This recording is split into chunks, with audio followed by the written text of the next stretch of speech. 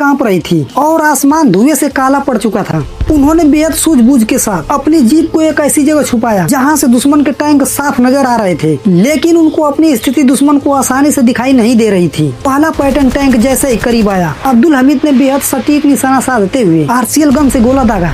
वैसे ही टैंक धमाके के साथ आग की लपटों में घिर गया। यह देखकर बाकी सैनिकों का हौसला कई गुना बढ़ गया, लेकिन अब्दुल हमीद यही नहीं रुके। उन्होंने अपनी स्थिति बदली और फिर से निशाना साधा और दूसरा पैटर्न टैंक भी तबाह कर दिया। पाकिस्तानी सेना के लिए यह किसी बुरे सपने से कम नहीं था। उनकी अजय समझे जाने वाले टैंक एक के बाद एक धराशायी हो रहे थे। उन्हें समझ नहीं आ रहा था कि यह विनाश कहां से हो रहा है। घबराहट में पाकिस्तानी टैंक कमांडरों ने आरसीएल गन की उस छोटी सी जीप की तरफ अपनी तोपों का रुख करना शुरू किया। दुश्मन की गोलीबारी अब सीधे अब्दुल हमीद की दिशा में केंद्रित हो चुकी थी। चारों तरफ गोले गिर रहे थे, धरती हिल रही थी, लेकिन अब्दुल हमीद के चेहरे पर कोई डर नहीं था। उन्होंने तीसरी बार अपनी जीप की स्थिति बदली और एक और टैंक को निशाना बनाकर तबाह कर दिया।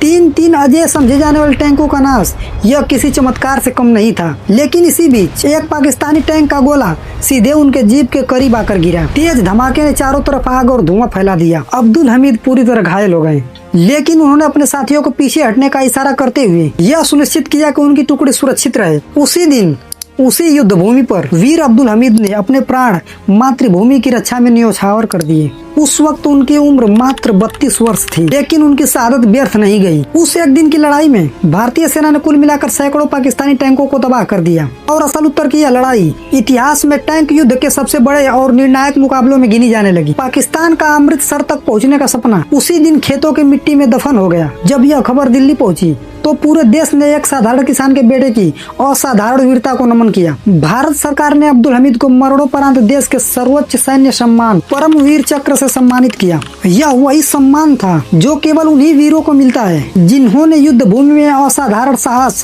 और आत्म बलिदान का परिचय दिया हो। आज भी गाजीपुर के धामोपुर गाँव में उनकी समाधि पर हर साल हजारों लोग श्रद्धांजलि देने आते हैं। उनके नाम पर बने स्मारक, सड़कें और संस्थान आज भी उस साहस की कहानी सुनाते हैं जो एक साधारण किसान के बेटे ने असाधारण बनकर लिखी थी। अब्दुल हमीद की कहानी सिर्फ एक सैनिक की कहानी नहीं है, यह उस जज्बे की कहानी है जो हर भारतीय के भीतर कहीं न कहीं छिपा है। वह जज्बा जो मातृभूमि के लिए अपना सब कुछ न्यौछावर करने से पीछे नहीं हटता। उनकी वीरता आज भी हर उस सैनिक को प्रेरणा देती है जो सीमा पर देश की रक्षा के लिए खड़ा है, और उनका बलिदान हमेशा भारतीय इतिहास के स्वर्णिम पन्नों पर अमर रहेगा। ऐसे वीरों को मेरा नमन है जिन्होंने देश की सेवा के लिए अपने प्राणों का बलिदान दिया। अगला वीडियो आपको किस महान पुरुष के जीवन पर चाहिए, कमेंट करके जरूर बताइए। ऐसी फैक्ट्स वीडियो और 2D स्टोरी के लिए हमारे चैनल को सब्सक्राइब जरूर करें। जय